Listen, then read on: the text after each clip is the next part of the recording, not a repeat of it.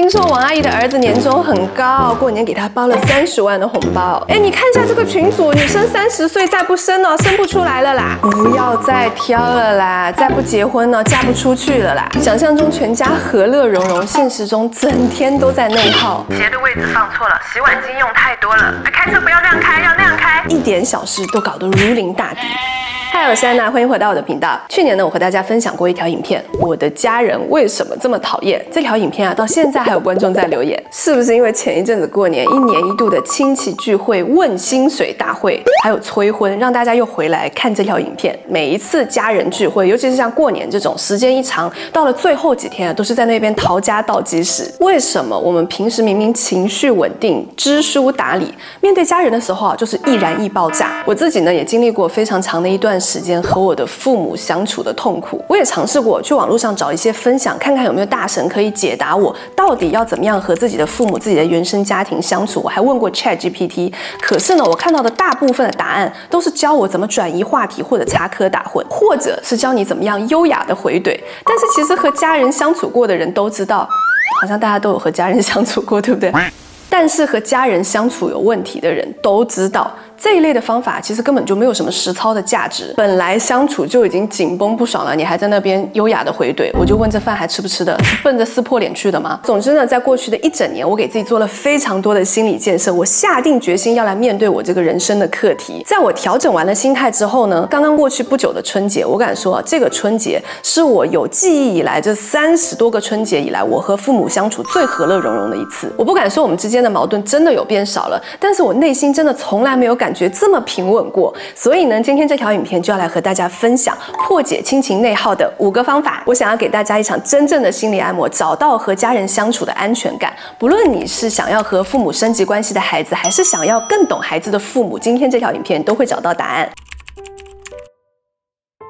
第一个呢是保持物理距离。很多聊到亲子关系、家人关系的文章都会告诉你，远离那些你觉得带着负能量的关系。确实不是所有的距离都需要变得非常的近，适当的保持一些距离呢，会让我们的关系更加的健康。在我们的文化里也有一句话叫距离产生美。不知道大家是不是和我一样，每一次和爸妈见面之前都抱着非常大的期待，幻想着我们的相处会像那些漂亮的电影画面一样，非常的温馨，非常的和乐融融。结果一见面呢，大家懂吧？大概时间长度就是3天吧，3天之后啊，就开启挨骂模式，真的会有很多的内耗争执，细节到你无法想象。甚至呢，这一次见面已经结束了，你们已经彼此分开了，你只要想到父母跟你说的那些话，想到他们跟你说话的时候那些样子，甚至经过他们之前待的地方，你都会觉得负能量爆棚，压力爆表，心跳过速。所以呢，我的经验是，选择和自己的父母保持一定的物理距离，减少和他们见面的频率，是一个简单有效的方法。比如说你的挨骂模式，大部分是从第4天开始的，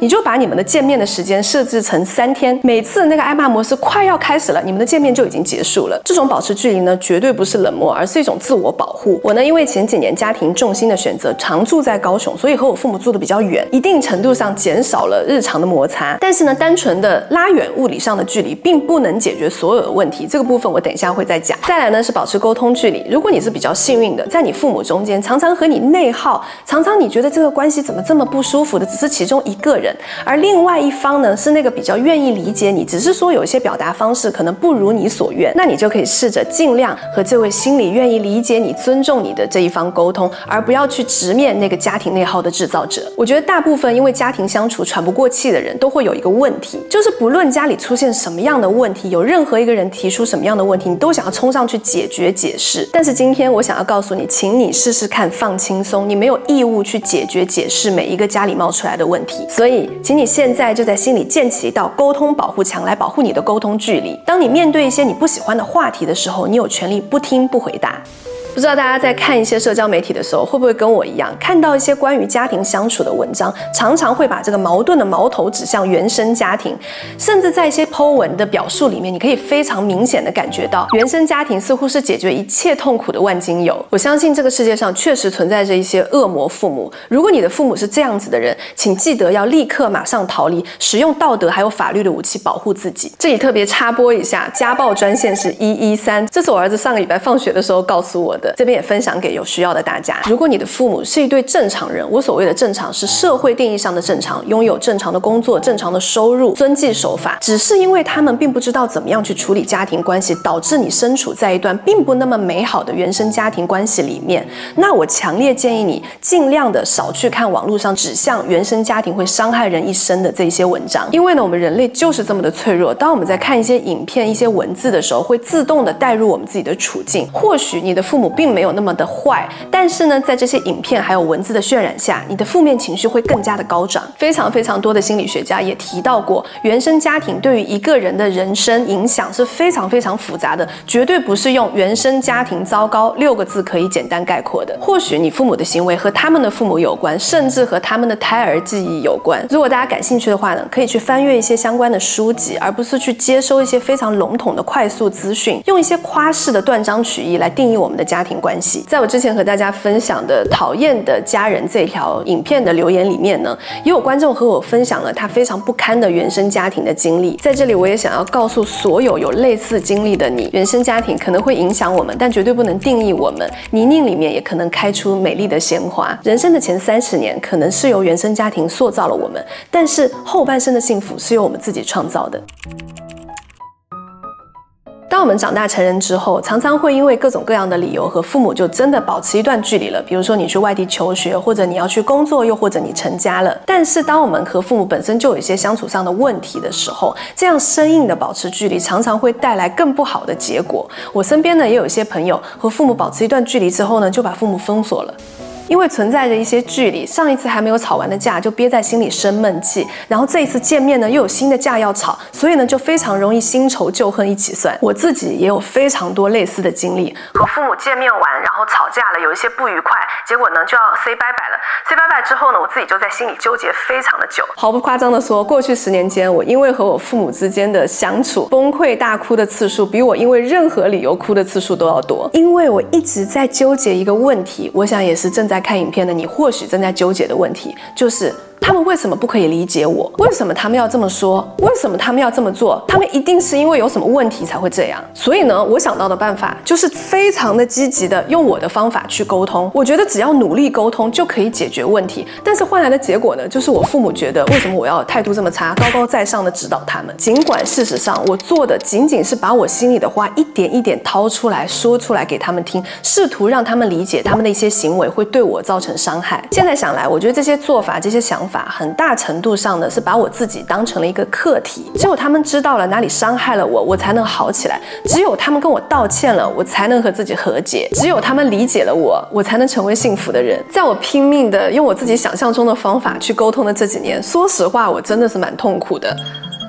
可能也不单纯是沟通吧，我觉得某种程度上算是我个人内心的一种宣泄，把我自己的内心去挖出来。虽然我觉得这个事情基本上是没有什么成效啦，但我还是蛮感谢我自己过去的几年对我自己内心的这种剖析，让我知道我自己真正在意的事情到底是什么，也让我在扮演母亲的角色的时候可以少一些遗憾。我发现在面对这个课题的时候，比起拼命的输出自己的观点，想要把话说明白，真正的智慧是停止试图改变对方。活到37岁，我突然明白了一个道理，理解并不是每一段关系的前提。父母你没得选，别人的家庭关系看起来再好，你再羡慕，没有就是没有。你的父母再不理解你，也没有办法改变他们就是你父母的事实。除非我们撕破脸，老死不相往来，在两方还需要见面的情况下，找到适合这段关系的相处方式，要比深陷一种自我怀疑去钻牛角尖要好上10000倍。今年过年呢，是我第一次学会看破不说破。在我听到一些和我价值观不符合，甚至是一些背道而驰的观点的时候，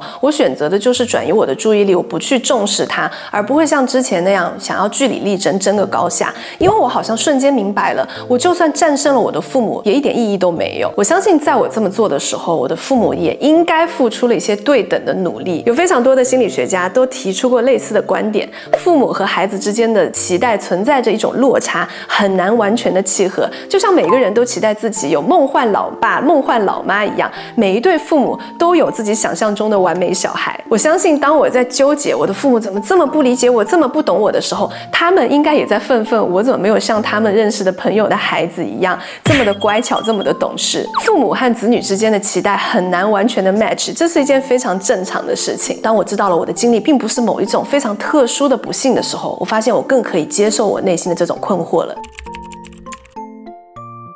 如果说停止改变对方是自我释放的第一步，那么停止期待多少带着一点无奈的意味。毕竟对于一个孩子来讲，期待自己的父母可以怎么做并不太过分。这些年呢，我自己也结婚生子，成为了一个妈妈。我一直在思考身为母亲和一个独立人格之间的关系。我尊重也认可，并不是每一个人都必须要为孩子去改变自己。我们在阅读一些家庭经营的文章，看一些影片的时候，常常可以看到情绪勒索这样的字眼，在描述父母对于孩子的过多的期待。换一个角度来想，如果孩子对于父母有过多期待的时候，是不是也是一种情绪勒索呢？虽然这样的勒索很大概率不能成功，而且自己还会遍体鳞伤，想一想真的是一件非常亏的事情。当我把我的父母当成一个独立的人格来看待的时候，我发现尊重他们的存在才是我内心回归平静的解药。真正的痛苦是来自于不切实际的期待。像我刚刚跟陈老师在讨论的时候，我说像他这样子非常完美的家庭关系，有一对非常理解他的父母，他的父母真的可以包容他的全部，他的好，他的不好，真的爱他爱到极致。我非常的羡慕他在这件事情上，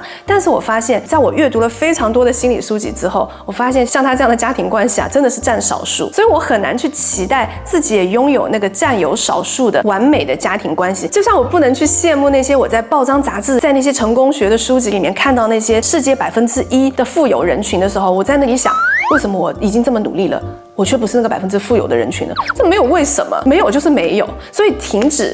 不切实际的期待。当你没有期待的时候，你就不会因为这种不切实际的期待而反复受伤。就像很多人结婚以后可能会遇到一些婆媳问题，或者男生和女生娘家之间的账序问题嘛？为什么没有那个专有名词啊？可见发生的比例可能远远没有婆媳关系那么多。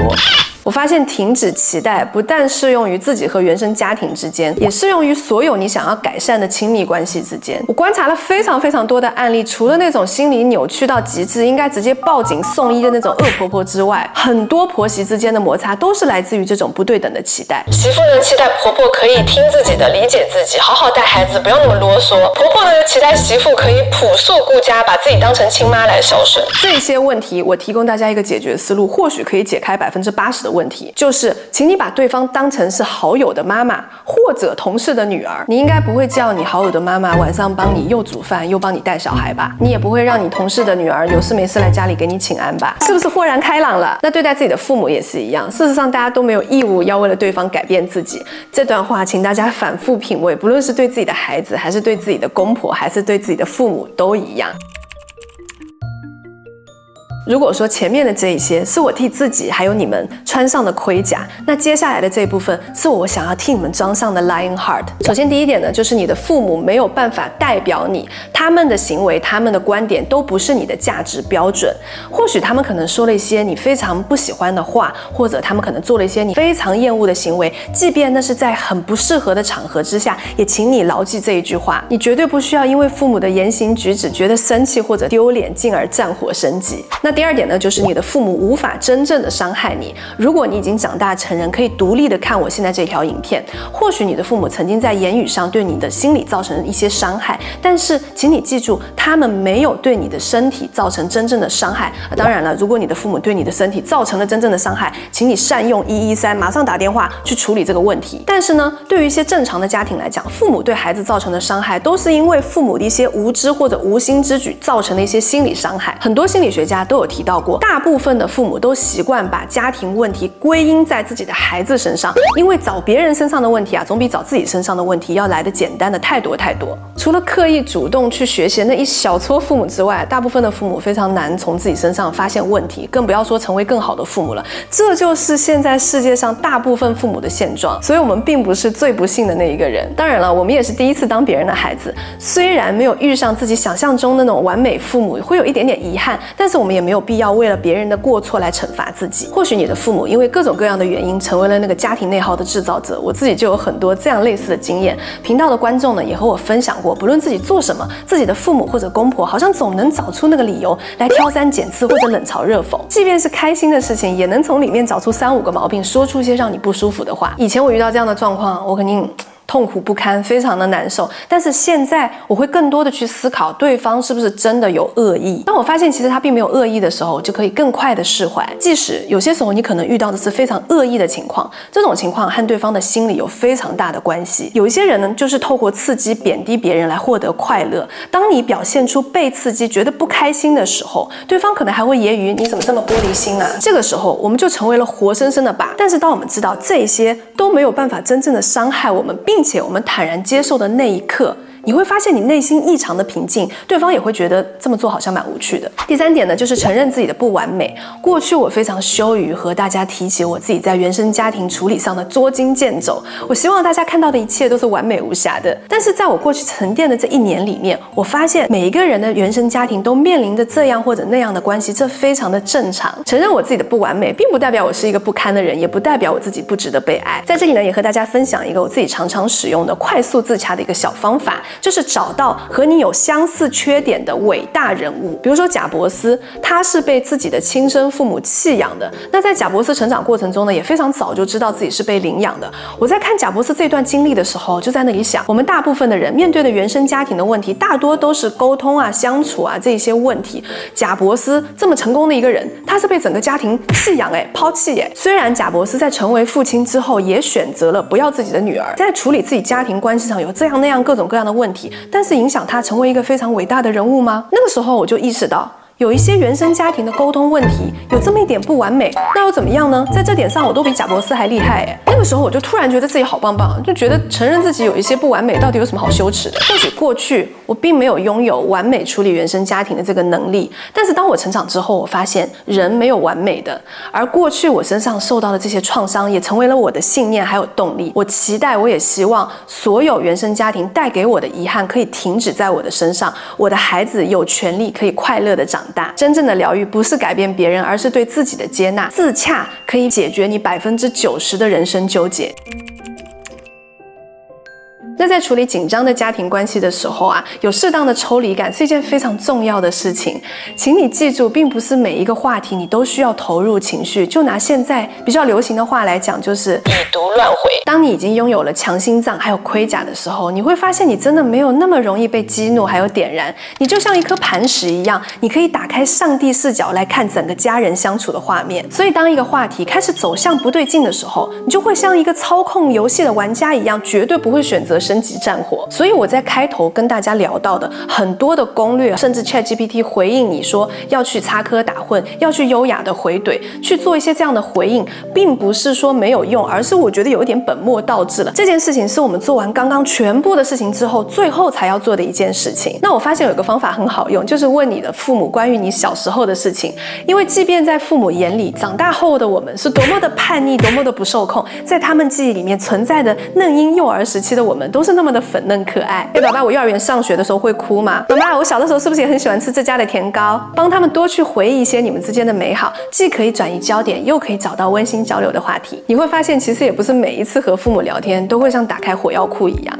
总之呢，今年过年的这一次相聚，我真的是想要给我自己的表现鼓鼓掌。我看着相片里我小孩都非常快乐的笑脸，我真的好开心哦！这是我记忆里几乎没有体验过的过年。至少我的小孩不会因为我和我父母之间的关系感到疑惑不安、害怕过年。如果你正在经历家庭关系的困境，请你记住，你真的不孤单。也希望今天的影片可以给你重塑家庭关系的力量。如果你喜欢今天的影片，记得点赞分享，也别忘了订阅我的频道，还有点点热推哦。如果因为今天的影片你有些收获，记得留言告诉我哦。我是安娜，每周四我都会在这里，下周四我们再见啦，拜拜。